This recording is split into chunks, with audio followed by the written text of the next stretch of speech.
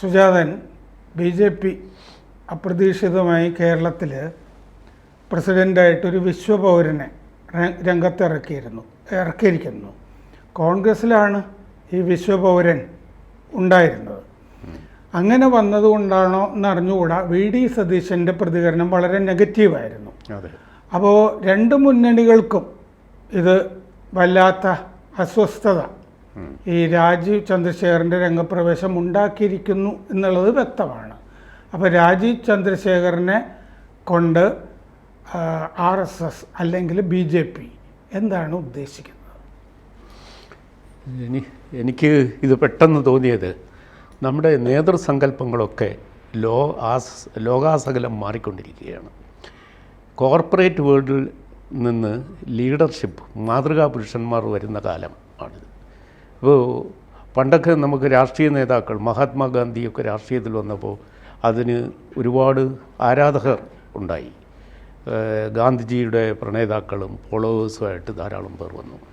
ആ തരത്തിലുള്ള പ്രതീകങ്ങളെ പിന്നീട് രാഷ്ട്രീയത്തിൽ വരാൻ വളരെ കമ്മിയായിരുന്നു. ഇപ്പോൾ നമുക്കറിയാം, പണ്ടൊക്കെ നേതാക്കൾ വരുന്നത് ഒന്നീ അഭിഭാഷകരുടെ മേഖലയിൽ, ഇല്ലേ അധ്യാപകരുടെ മേഖലയിൽ, ഇല്ലേ ക്യാമ്പസിൽ നിന്ന് സ്റ്റുഡൻസ് പൊളിറ്റിക്സിലൂടെ. ആ കാലവും ഒരു 1/4 നൂറ്റാണ്ടായി അസ്തമിച്ചിരിക്കുന്നു. ഈ സ്റ്റുഡൻഷിപ്പിലൂടെയൊക്കെ ക്യാമ്പസിൽ നിന്ന് വന്ന നേതാക്കൾക്കെല്ലാം ഇപ്പോൾ 70 വയസ്സ് കഴിഞ്ഞിരിക്കുന്നു. പിന്നീട് നേതൃത്വം വരാൻ കുറേ കാലത്തേക്കൊരു നേതൃശൂന്യത ഈ കേരളത്തിലെ പൊളിറ്റിക്സിൽ പ്രത്യേകിച്ചുണ്ട്. അങ്ങനെ വന്നപ്പോൾ ഈ പുതിയ ചെറുപ്പക്കാർ, അത് ഏറെക്കുറെ ടെക്നോ ഓറിയൻറ്റഡ് ആയിട്ടുള്ള സാങ്കേതിക പരിജ്ഞാനം കിട്ടിയ യുവാക്കൾ, വളരെ വിദ്യാസമ്പന്നരെന്ന നിലയിൽ അവർ കുറച്ചൊരു വൈറ്റ് കോളർ ജോബൊക്കെ ചെയ്യുന്ന കുറേ, പക്ഷേ അവർക്ക് ഭയങ്കരമായ സാമൂഹിക നേതൃത്വം വഹിക്കാൻ കഴിയുന്ന തരത്തിലുള്ള ദൗത്യമുണ്ട് സമൂഹത്തിൽ. അവരെ ആകർഷിക്കുന്നത് NR നാരായണമൂർത്തിയും നന്ദൻ നിലേക്കനിയും ക്രിസ് ഗോപാലകൃഷ്ണനും ഒക്കെയാണ്. അവരൊക്കെയാണ് മാതൃക. അതുപോലെയുള്ള നേതാക്കൾ വരണം. അങ്ങനെ വന്നത് ആദ്യം ബാംഗ്ലൂരിലാണ്. ബാംഗ്ലൂരിൽ വന്ന ഒരാളാണ് രാജീവ് ചന്ദ്രശേഖർ. പിന്നെയോ നന്ദൻ നിലേക്കനി കോൺഗ്രസ്സുകാരനായിട്ട് വന്നു. രാജീവ് ചന്ദ്രശേഖർ 3 തവണയായിട്ട് രാജ്യസഭയിലേക്കാണ്. ജനങ്ങളുടെ മുന്നിൽ വോട്ട് ചോദിച്ച് മത്സരിച്ച് വന്ന ഒരു ജനകീയ നേതാവായിട്ടല്ല. പക്ഷേ അദ്ദേഹത്തിന് കേരളത്തിൽ ആരാധകരെ സൃഷ്ടിക്കാൻ വളരെ എളുപ്പമാണ്. കാരണം ഒരു സക്സസ്ഫുൾ ടെക്നോക്രാറ്റാണ് അദ്ദേഹം. ഇന്ത്യയിലെ IT വിപ്ലവത്തിൻ്റെ ഗുരുവാണ്. എന്തെന്ന് വെച്ചാൽ 2000 ആണ്ടിൽ ഇന്ത്യയിലെ IT വിപ്ലവം ആരംഭിക്കുമ്പോൾ പ്രമോദ് മഹാജൻ എന്ന് പറയുന്ന ആദ്യത്തെ IT മന്ത്രി വാജ്പേയി ഗവൺമെൻറ്റിൻ്റെ കാലത്ത്, അന്നാണ് ഇന്ത്യയിൽ IT നിയമം പാസ്സാകുന്നത്. കൃത്യമായി ആ സംഭവത്തിന് ദൃക്സാക്ഷിയാകാൻ അവസരം കിട്ടിയ ഒരാളാണ് ഞാൻ. 2000 ആണ്ട് ഒക്ടോബർ 16 അന്ന് KR നാരായണൻ ഒപ്പുവെച്ചതാണ് ഇന്ത്യയിലെ IT നിയമം. അതോടുകൂടി IT എന്നത് എന്താണ് എന്ന് പ്രമോദ് മഹാജൻ അന്ന് പത്രലേഖകരായ എന്നെപ്പോലെയുള്ളവരോട് വ്യാഖ്യാനിക്കുകയുണ്ടായി. അദ്ദേഹം പറഞ്ഞു, നമ്മളാരും വിചാരിക്കുന്നത് പോലെയല്ല IT എന്നും BT എന്നും ഒക്കെ ആളുകൾ ഇന്ന് പറഞ്ഞ് ഒരു ഫാഷൻ പോലെ കൊണ്ടാടുന്നുണ്ട്. അത് ഇൻഫർമേഷൻ ടെക്നോളജി, അത് ബയോ ടെക്നോളജി എന്നൊക്കെ പറയും. ആർക്കും എന്താണെന്ന് അറിയില്ല. എനിക്ക് തോന്നുന്നത് ഇന്ന് ഈ പ്രഖ്യാപിക്കുമ്പോൾ BJP പ്രസിഡൻ്റായിട്ട് പ്രഖ്യാപിക്കുന്ന ചടങ്ങുണ്ടായിരുന്നല്ലോ തിരുവനന്തപുരത്ത്. അപ്പോൾ റിട്ടേണിംഗ് ഓഫീസറായിട്ടുള്ള നാരായണൻ നമ്പൂതിരി അദ്ദേഹത്തിൻ്റെ പ്രസംഗത്തിൽ പറഞ്ഞിരുന്നു, മറ്റേ രാജീവ് ചന്ദ്രശേഖർ മറ്റേ ആർട്ടിഫിഷ്യൽ ഇൻ്റലിജൻസിൻ്റെ ആളാണ്, അതൊക്കെ അറിയുന്ന ആളാണെന്ന് പ്രസംഗത്തിൽ പറഞ്ഞു പോയിരുന്നു. പിന്നീട് പ്രകാശ് ജാവ്ദേക്കർ പ്രസംഗിക്കുമ്പോൾ ആർട്ടിഫിഷ്യൽ ഇൻ്റലിജൻസിൻ്റെ കാര്യം ഇവിടെ പറഞ്ഞല്ലോ, അല്ല റിയൽ ഇൻ്റലിജൻസും ഉള്ള ആളാണ് ഈ രാജീവ് ചന്ദ്രശേഖർ എന്ന് പറഞ്ഞു. അപ്പോൾ രണ്ടും കൂടി കൂടിച്ചേർന്ന്, സാധാരണഗതിയിൽ അങ്ങനെ ഉണ്ടാകാൻ സാധ്യതയില്ല, രണ്ടും ഉള്ള ആളാണ് എന്ന് പറഞ്ഞു. എനിക്ക് തോന്നുന്നത് എന്താണെന്ന് വെച്ചാൽ രാജീവ് ചന്ദ്രശേഖറിന് ഈ മീഡിയ നന്നായിട്ട് അറിയാം. മീഡിയയെ ശരിക്ക് ഹാൻഡിൽ ചെയ്യാൻ അറിയാത്ത ആളുകളാണ് കേരളത്തിലെ മറ്റേ 2 മുന്നണികളിലുള്ള നേതാക്കൾ. ഈ മീഡിയയിൽ ജോലി ചെയ്തിരുന്നവർ തന്നെ മീഡിയയോട് ശോഭിക്കുന്നതൊക്കെ കാണാം. കഴിഞ്ഞ ദിവസം വീണ ജോർജ് ശോഭിക്കുന്നതൊക്കെ കണ്ടാണല്ലോ. അപ്പം മീഡിയയെ അത്യാവശ്യം, പ്രത്യേകിച്ച് ഈ IT സെൽ എന്നൊക്കെ പറഞ്ഞ് മീഡിയയ്ക്കില്ലേ, ഇപ്പം ദേശീയ തലത്തിലാണെങ്കിൽ അത് അമിത് മാളവ്യ നന്നായിട്ട് കൈകാര്യം ചെയ്ത് പോകുന്നുണ്ട് BJPയുടെ.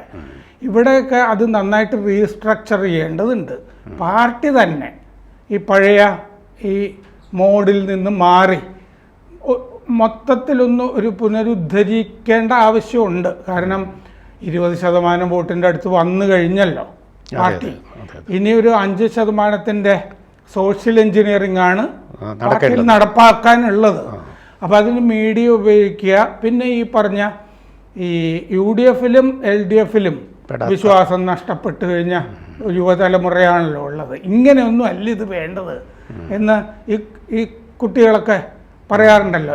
ഈ മലയാള പത്രങ്ങൾ വായിക്കാത്ത യുവതലമുറ ഉണ്ടല്ലോ, എഞ്ചിനീയറിംഗ്, IT ഇത്തരം മേഖലകളിലൊക്കെ ഈ മൊബൈൽ ഫോണിൽ നിന്ന് കാര്യങ്ങൾ അറിയുന്നത്, സോഷ്യൽ മീഡിയ ഡിപ്പെൻഡ് ചെയ്യുന്നവർ, അവർക്ക് സത്യത്തിൽ പകരം വെക്കാനായിട്ട് BJPയിൽ ഒരു നേതാവ് ഉണ്ടായിരുന്നില്ല.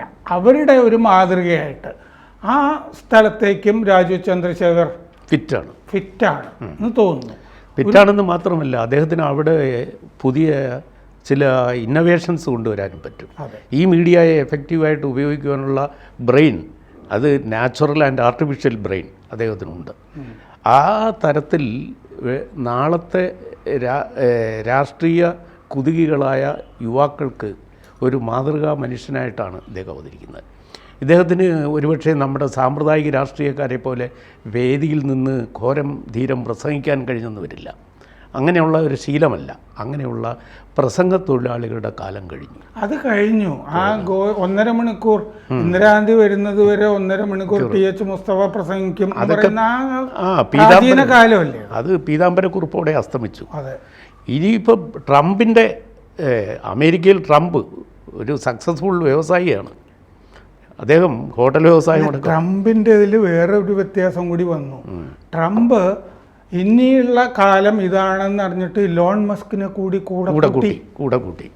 അത് ഈ സാങ്കേതിക വിപ്ലവവും കൃത്രിമ ബുദ്ധി വികാസവും ലോകത്തെ നാളെ ഭരിക്കാൻ പോകുന്ന ആശയ സംവേദന മേഖലയിലും ആശയ രൂപീകരണ മേഖലയിലും അതിന് ആണ് ഇന്ത്യ ആദ്യ ഈ 21ാം നൂറ്റാണ്ടിൻ്റെ ആദ്യത്തിൽ തന്നെ വളരെ ദീർഘവീക്ഷണത്തോടെ ഈ IT നിയമം പാസ്സാക്കിയപ്പോൾ IT എന്ന് പറയുന്നത് മനുഷ്യൻ്റെ ആശയവിനിമയ ലോകത്തെ 4ാം തലമുറ ഭാഷയാണ്.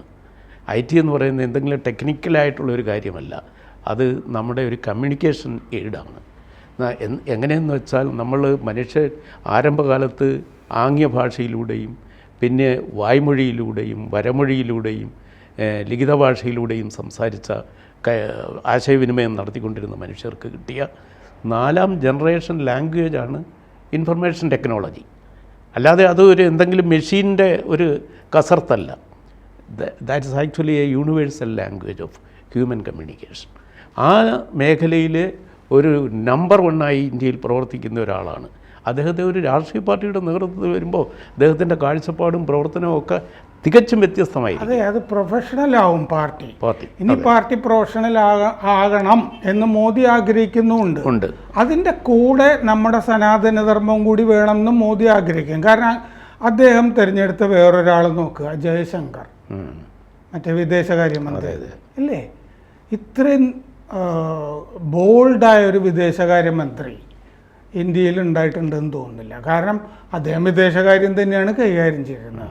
അങ്ങനത്തെ ആളുകളല്ലല്ലോ നേരത്തെ ഉണ്ടായിരുന്നത്. രാഷ്ട്രീയക്കാരാണ് വരിക. ഇതെങ്ങനെയാണ് കൈകാര്യം ചെയ്യുന്നതെന്ന് അവർക്കറിയുകയുമില്ല.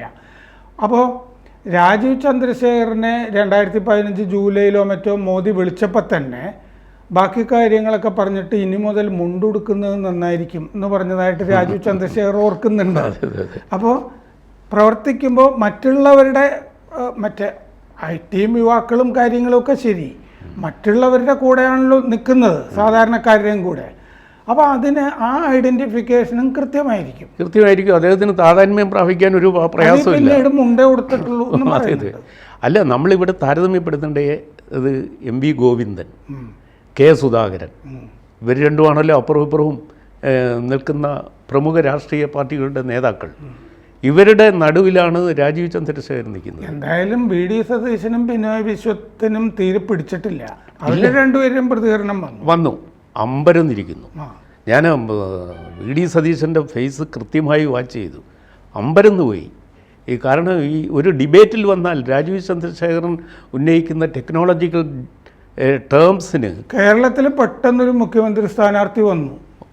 അതാണ് അതിനകത്ത് പ്രധാനം. അമ്പരന്ന് പോയതിൻ്റെ അടിസ്ഥാന കാരണം സുജാതിന് കോൺഗ്രസ്സുകാരെ നന്നായിട്ട് അറിയാവുന്നതുകൊണ്ട് ഒന്ന് ചോദിച്ചോട്ടെ, ഇപ്പോൾ BJP ഒരു വിശ്വപൗരനെ ഇറക്കിയില്ലേ, കോൺഗ്രസ്സിലെ വിശ്വപൗരനുണ്ടല്ലോ, അദ്ദേഹത്തിനൊരു പുനരധിവാസം കിട്ടുമോ? അദ്ദേഹം കോൺഗ്രസിന്റെ മുഖ്യമന്ത്രി സ്ഥാനാർത്ഥിയായിട്ട് വരുമോ? അതിനെ സതീശന് ഭീഷണി വരുമോ? ചെന്നിത്തലയ്ക്കും അതിനുള്ള സാധ്യത ശശി തരൂർ തന്നെ കളഞ്ഞു വിളിച്ചു. അദ്ദേഹം മോഡിയെ 2 തവണ പ്രശംസിച്ചു. പിന്നെ ഇവിടുത്തെ കമ്മ്യൂണിസ്റ്റുകാരുടെ വ്യവസായ നയത്തെയും അദ്ദേഹം അനുകൂലിച്ചു. അപ്പോൾ കോൺഗ്രസിൻ്റെ പ്ലാറ്റ്ഫോം അദ്ദേഹം തന്നെ സ്വയം ഉപേക്ഷിച്ചിരുന്നു. അങ്ങനെയാണെങ്കിൽ ഒരു ചോദ്യമുണ്ട്. രാജീവ് ചന്ദ്രശേഖർ BJPയുടെ സംസ്ഥാന പ്രസിഡന്റ് ആയിരിക്കുമ്പോൾ ശശി തരൂരിന് BJPയിലേക്ക് വരാൻ എളുപ്പമല്ലേ? എളുപ്പമാണ്. കാരണം ഇനി BJPക്ക് ആവശ്യം കേരളത്തിൽ ഒരു മുഖ്യമന്ത്രി സ്ഥാനാർത്ഥിയാണ്. പാർട്ടിക്കൊരു ലീഡറായി. ശശി തരൂർ പറയുന്നതൊക്കെ രാജീവ് ചന്ദ്രശേഖറിന് മനസ്സിലാവുകയും ചെയ്യും. അവർ രണ്ടുപേരും തിരുവനന്തപുരത്ത് 2 പാർട്ടിയുടെ നേതാക്കളെന്ന നിലയിൽ മത്സരിച്ചു എന്നിരിക്കട്ടെ, 17,000 വോട്ടിൻ്റെ വ്യത്യാസത്തിലാണ് രണ്ടുപേരും നിൽക്കുന്നത്. അപ്പോൾ ജനങ്ങളുടെ സപ്പോർട്ട് രണ്ടുപേർക്കും ഏറെക്കുറെ തുല്യമാണ്. BJPയുടെ മുഖ്യമന്ത്രി സ്ഥാനാർത്ഥിയായി ആര് വരും? Party leader okay, Rajeev Chandrasekhar വന്നു. ഇനി അവർക്ക് കേരളത്തിൽ ഭരണം കിട്ടിയാൽ ഒരു മുഖ്യമന്ത്രി വേണ്ടേ? അപ്പോൾ ശശി തരൂർ വരും.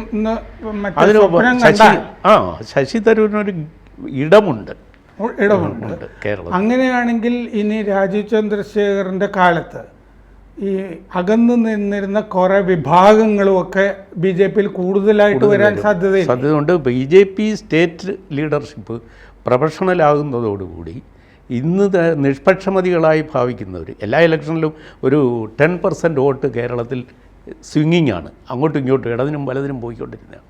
ആ 10%-ൽ ഒരു 7% ഓഫ് വോട്ട് BJPയിലേക്ക് നിഷ്പ്രയാസം അട്രാക്റ്റ് ചെയ്യപ്പെടുന്നു കഴിഞ്ഞ 12 മണിക്കൂറിനുള്ളിൽ. CPMൽ നിന്ന് തന്നെ ഒരുപാട് ആളുകൾ കൊഴിയാൻ സാധ്യതയില്ലേ? അതിൻ്റെ ആദ്യത്തെ ഉദാഹരണമാണ് കസ്തൂരി. തുടങ്ങിക്കഴിഞ്ഞിരിക്കുന്നു. അപ്പോൾ നേതൃത്വത്തിൽ എല്ലാവരും വരുമെന്നല്ല, പക്ഷേ അണികൾ ധാരാളമായി വരും. കാരണം ഈ പുതിയ യുഗവും പുതിയ രാഷ്ട്രീയവും പുതിയ കാലവുമാണ്. അതിന് പുതിയ നേതൃത്വം വേണം. MB ഗോവിന്ദൻ്റെ ഡയലറ്റിക്കൽ മെറ്റീരിയൽസത്തിന് ഇനി ആളെ കിട്ടില്ല. അപ്പോൾ പിന്നെ കെ സുധാകരന് ഏത് തരം ഗാന്ധിസമാണ് ഇപ്പോൾ പറയാനുള്ളത്? കെ സുധാകരൻ്റെ ഗൂണ്ടാ ശൈലി കണ്ണൂരിൽ വളവട്ടണം പുഴയ്ക്ക് തെക്ക് ഓടത്തില്ല. ഇന്ന് പ്രഹ്ലാദ് ജോഷി ഊർജ്ജമന്ത്രിയാണല്ലോ കേന്ദ്ര, അദ്ദേഹം സംസാരിക്കുമ്പോൾ തിരുവനന്തപുരത്ത് പറഞ്ഞിരുന്നു, കേരളത്തിന് വേണ്ടിയും BJPക്ക് വേണ്ടിയും രാജീവ് ചന്ദ്രശേഖറിൻ്റെ കയ്യിൽ ഒരു ബ്ലൂ പ്രിൻ്റ് ഉണ്ട്, അതെനിക്കറിയാം എന്ന് പറഞ്ഞിരുന്നു. അതെ, അദ്ദേഹം ദീർഘവീക്ഷണത്തോടെ വളരെ പ്രിപ്പയർഡായിട്ടായിരിക്കും ഈ ദൗത്യം ആൾ ഓഫ് എ സഡൻ എടുത്ത് കൊടുത്തതല്ല. അദ്ദേഹം ദീർഘകാലമുണ്ട്. കഴിഞ്ഞ ഒരാഴ്ചയ്ക്ക് മുമ്പേ നമ്മൾക്ക് ഇതിൻ്റെ സൂചന കിട്ടിയില്ലേ? കാരണം 6 ദിവസം ഇനി കേരളത്തിലുണ്ടാകണം എന്ന ഒരു മെസ്സേജ് പറഞ്ഞ് മെസ്സേജ് കൊടുത്തു. അന്നേ നമുക്ക് അറിയാമായിരുന്നു. ഞാൻ നേരത്തെ നമ്മൾ ഈ ഫോറത്തിൽ ഇതേപ്പറ്റി സംസാരിക്കാനിടയായിട്ടുണ്ട്. അപ്പം മാത്രമല്ല, ഞാൻ ഈ സംഘത്തിൻ്റെ ഒരു ചടങ്ങിൽ ഇതിൻ്റെ ഇടയ്ക്ക് രാജീവ് ചന്ദ്രശേഖർ പങ്കെടുത്തത് ശ്രദ്ധിച്ചിരുന്നു. അപ്പോൾ രാജീവ് ചന്ദ്രശേഖർ നേതൃത്വപരമായി കേരളത്തിന് ഒരു പുതിയ സംസ്കാരം ഉണ്ടാക്കാൻ ഉപയുക്തമാകും. അദ്ദേഹം റെപ്രസെൻ്റ് ചെയ്യുന്ന പാർട്ടി എന്ന് പറയുന്നത് അതിനെ പുതിയ മട്ടിൽ മനസ്സിലാക്കുവാൻ ഇവിടുത്തെ എല്ലാ വിഭാഗം ജനങ്ങളും തയ്യാറാകും എന്നാണ് എൻ്റെ പ്രതീക്ഷ. കൂടുതൽ വാർത്തകളും വിശേഷങ്ങളും നിങ്ങളിലേക്ക് എത്താൻ ABC മലയാളം സബ്സ്ക്രൈബ് ചെയ്യുക, ബെൽ ബട്ടണും അമർത്തുക.